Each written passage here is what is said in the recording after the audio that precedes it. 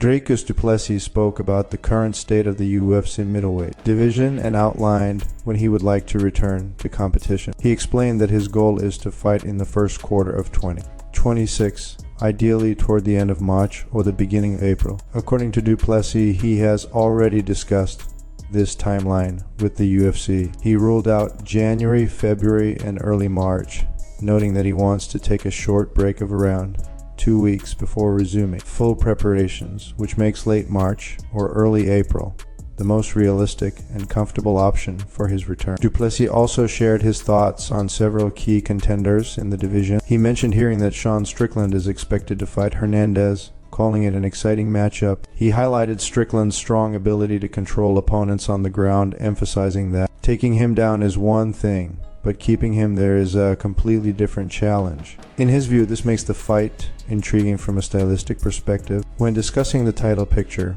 du Plessis said that he believes Imavov receiving a title shot is the only option that truly makes sense at the moment. He acknowledged that it would be an interesting fight, but added that he personally believes Khamzat Chimaev would win that matchup convincingly. From his perspective, Chimaev has the tools to impose his game and come out on top, regardless of how competitive the fight might look on paper. Reflecting on the wider division, du Plessis noted that the middleweight landscape has become increasingly mixed up. With fighters like Imavov and Caio emerging as potential contenders, the division lacks a clear and dominant challenger. He pointed out that while the winner of such fights is usually labeled the next contender, the overall performances have not always been convincing. He referenced moments of brilliance in recent fights, but stressed that, on the night, some fighters simply did not perform to their potential. Du Plessis emphasized that the biggest issue in the division right now is consistency. He explained that there are many talented fighters, but few who can string together consistent, high-level performances. Some athletes deliver 2 excellent fights followed by a poor showing, which makes it difficult to clearly identify a deserving contender. Despite this, he remains confident in the depth of talent at middleweight and is looking forward to returning once the division becomes more defined. Belal Muhammad shared his opinion on the current welterweight title picture and made it clear that he does not believe Kamaru Usman deserves the next title shot. Instead, Muhammad argued that Michael Morales has done more to earn the opportunity and should be next in line for a championship fight. Speaking about the state of the division, he emphasized the importance of merit, consistency, and recent performances when determining who deserves a shot at the belt. According to Muhammad, when he looks at the welterweight division and considers who has truly earned a title opportunity, Michael Morales stands out above the rest. He pointed to Morales' performances and momentum as key factors, stating that his recent success makes him the most deserving contender. Muhammad suggested that title shots should be awarded based on results inside the octagon rather than name value or past accomplishments. Muhammad also addressed what he believes is behind the push for Kamaru Usman to receive a title fight. He claimed that Islam Makhachev and their shared manager Ali Abdelaziz are actively promoting Usman as the next challenger. In Muhammad's view, this push is strategic rather than merit-based. He suggested that Usman represents a more favorable matchup for the champion, especially given his recent activity and record. He went on to explain that Usman has only fought once in the past 3 years and currently sits at 1 win and 3 losses during that period. Muhammad contrasted that with his own record, noting that despite losing his last 2 fights, he is still 2 wins and 2 losses overall in recent competition. From his perspective, that comparison alone shows why Usman should not be prioritized for a title opportunity. Muhammad also criticized the idea that turning down fights should somehow lead to a championship opportunity. He stated that refusing bouts and being inactive should not be rewarded with a title shot. In his opinion, fighters need to stay active and accept challenges if they want to be considered at the top of the division. He made it clear that saying no to fights should not advance someone's position in the title race. Anticipating criticism, Muhammad acknowledged that some fans might label him a hater, but he rejected that notion. He explained that he is simply analyzing the division from a different perspective, and advocating for fairness. He stressed that his comments are based on logic and performance rather than personal feelings. Looking ahead, Muhammad said the situation will ultimately depend on what the UFC decides. If Michael Morales does receive the title shot, Muhammad believes the matchup that makes the most sense next is a fight between himself and Kamaru Usman. He reiterated that he has been asking for that fight and remains open to, adding that time will tell whether the matchup finally comes together. Max Holloway had an unexpected and entertaining moment while playing Arc Raiders Live on stream when he ran into a fan during gameplay. What started as a normal in-game encounter quickly turned into a surreal exchange as the fan immediately realized who he was up against. Clearly shocked, the fan repeatedly questioned what Max was using in the game, reacting with disbelief at how quickly he was taken down. The excitement in his voice made it clear that this was not just another match, but a once-in-a-lifetime moment for him. As the interaction continued, the fan suddenly asked if he was really playing against Max Holloway. Max confirmed it calmly and explained that he was streaming live at the moment. The fan struggled to process the situation, expressing disbelief and asking for proof. Max told him that he was streaming on Kick and encouraged him to check if he wanted confirmation. The fan's reaction became even more animated, oscillating between excitement, disbelief,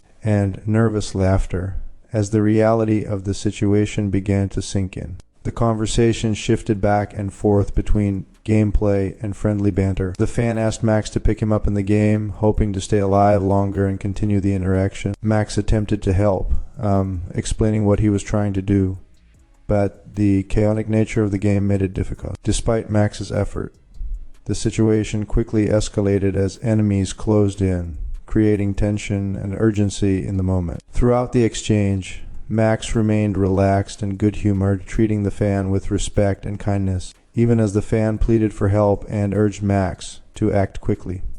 Max maintained a calm tone, acknowledging the situation and doing what he could. Unfortunately, things did not go as planned. In the heat of the moment, the fan ended up getting shot, abruptly ending his chance to continue the encounter. The fan reacted with a mix of disappointment and amazement, clearly still in shock that he had just interacted with one of the most recognizable fighters in the UFC. Max responded with a lighthearted apology, assuring him that it was all good and part of the game. The moment ended on a friendly note, with no hostility, just laughter and disbelief. This brief but memorable interaction showcased Max Holloway's down-to-earth personality and willingness to engage with fans, even in unexpected environments like online gaming. It highlighted how modern platforms allow athletes to connect with supporters in real time, creating authentic moments that fans will remember long after the stream ends. Alex Pereira has suggested that he will not be competing on the rumored White House UFC card,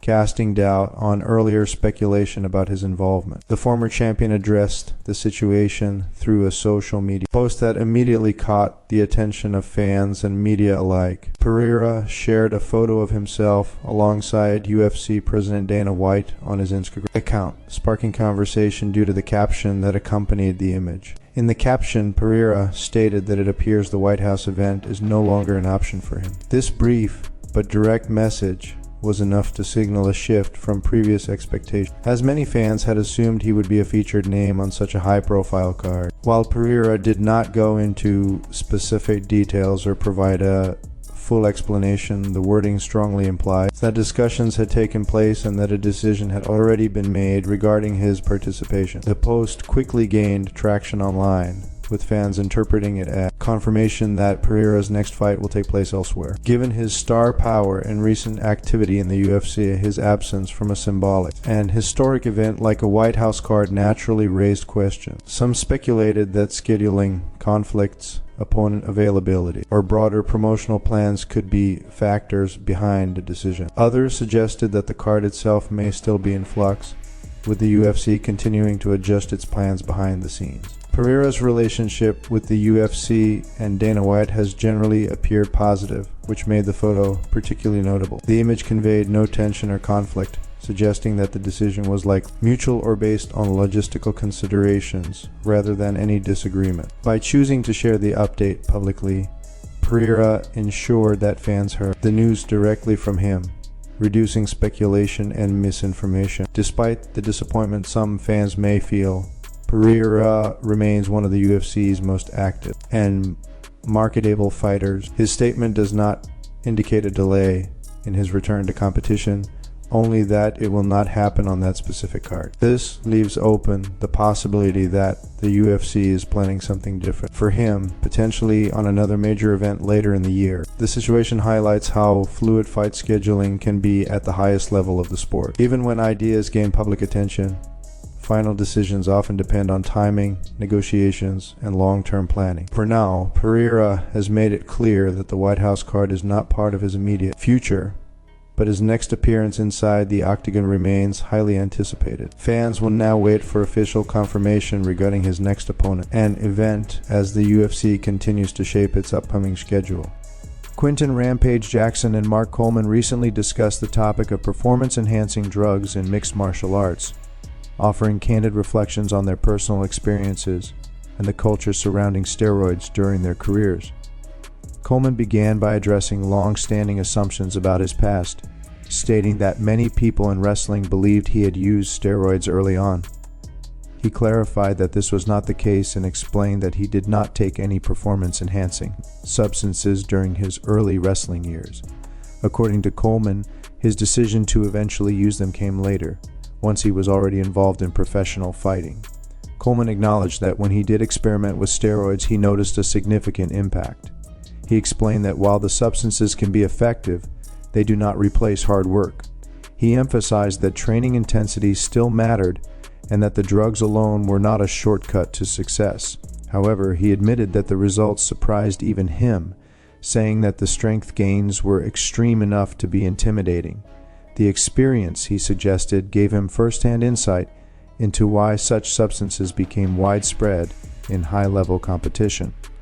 Rampage Jackson then shared his own experience, revealing that he began taking testosterone following his loss to John Jones in 2011. He explained that the decision was driven by the need to recover from a knee injury sustained during that period of his career. Jackson described the use as short-term and focused primarily on healing rather than performance enhancement. When asked how long he used testosterone, he estimated around 6 weeks, possibly slightly longer, emphasizing that it was a brief phase rather than an ongoing regimen. Jackson spoke openly about the effects he felt during that time. He described a noticeable improvement in recovery, explaining that his body healed faster and that his overall physical readiness increased. He noted that his appetite rose and that he felt capable of training harder and more consistently. According to Jackson, the recovery benefits were immediately apparent, reinforcing why testosterone is often viewed as a significant factor in athletic rehabilitation. Throughout the discussion, both men reflected on how common these conversations were during their era and how differently the topic is viewed today. They did not attempt to justify or promote the use of banned substances, but instead focused on sharing their personal experiences honestly. Their discussion highlighted the physical demands of elite MMA competition and the pressure fighters faced to recover quickly from injuries. The exchange offered rare insight into the realities of training, recovery, and decision-making at the highest level of the sport. By speaking openly, Coleman and Jackson shed light on a controversial subject that continues to shape debates around fairness, health, and regulation in mixed martial arts. Eddie Alvarez recently shared his perspective on the long-standing debate over whether boxing or wrestling is more effective in a real-world street fight. Drawing from his extensive experience in mixed martial arts, Alvarez explained that he consistently favors grappling when evaluating how fights unfold outside of a controlled sporting environment. In his view, physical altercations almost always transition into some form of grappling, regardless of how they begin. Alvarez emphasized that this belief is also why he often supports grapplers in MMA competition. He explained that when one fighter has a clear grappling advantage, the fight inevitably finds its way into that domain at some point. Even when exchanges start on the feet, clinches, takedown attempts, or scrambles naturally arise especially when emotions are high and space is limited. According to Alvarez, this reality applies even more strongly in street fights, where conditions are unpredictable and there are no rules to keep fighters separated. He went on to explain that wrestlers and grapplers have a distinct advantage because they are trained to dictate where the fight takes place. Alvarez noted that it is significantly easier for a wrestler to force a fight into close quarters than it is for a boxer to maintain distance and keep the fight standing. A grappler only needs to close the distance, grab hold of the opponent, and initiate contact to change the nature of the encounter.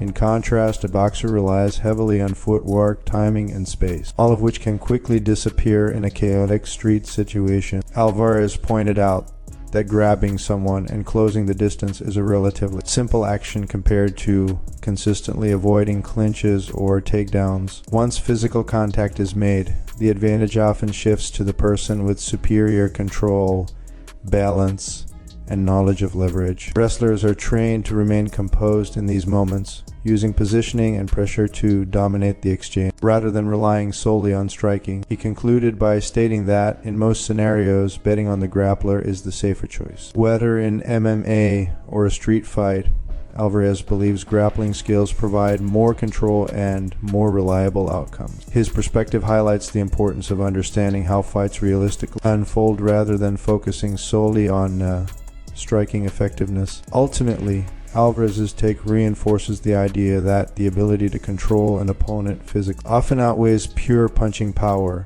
when situations become unpredictable and intense.